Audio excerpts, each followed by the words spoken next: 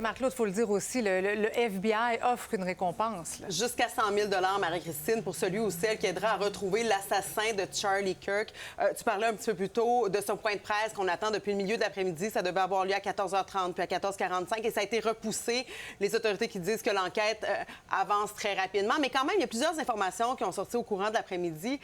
D'abord, on nous a présenté des photos d'une personne d'intérêt qu'on peut voir ensemble à l'écran. Donc, un jeune homme dans la vingtaine, vêtu de noir. On comprend qu'il y a un drapeau américain sur son chandail, lunettes de soleil, casquette. Il s'est faufilé dans la file, mais cette personne d'intérêt qu'on semble cibler. Également, on a présenté des images sur le toit d'un homme, d'un suspect qui serait relié donc à cette affaire. Et le FBI a dit qu'on peut le voir sur ces images. Et ce qui est intéressant aussi, c'est que les autorités disent qu'on peut suivre à la trace que le présumé tireur aurait fait. Donc, il est monté sur le toit. Il aurait donc tiré Charlie Kirk avant de prendre la fuite dans un quartier résidentiel. Autre fait intéressant, eh bien, l'arme du crime aurait aussi été retrouvée là-dessus. Je vous laisse entendre l'enquêteur du FBI. We have recovered what we believe is the weapon that was used in yesterday's shooting. It is a high-powered bolt-action rifle.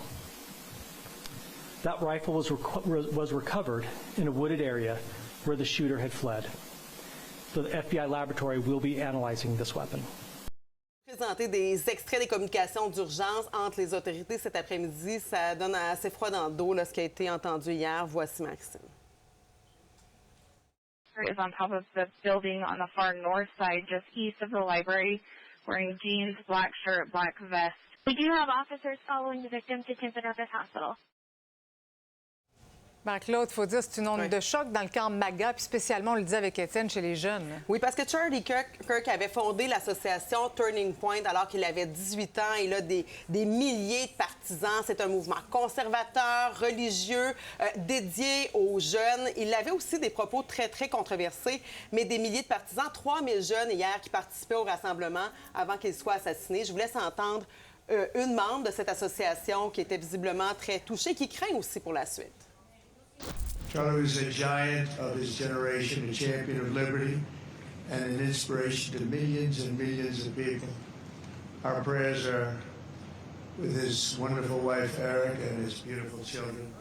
Bon, alors, Marie-Christine, petit problème dans les clips. Là, on entendait donc Donald Trump qui a taré d'éloges, donc Charlie Kirk, en disant que c'était un grand partisan. On sait que c'est un Trumpiste. Il promet d'ailleurs qu'il va lui remettre la médaille présidentielle de la liberté. Très, très haute distinction. Je vous rappelle, Marie-Christine, qu'à l'heure où on se parle, eh bien, on est toujours à la recherche de ce suspect qui aurait assassiné cet influenceur républicain. Je vais analyser tout ça aussi avec Yves Boisvert tout à l'heure.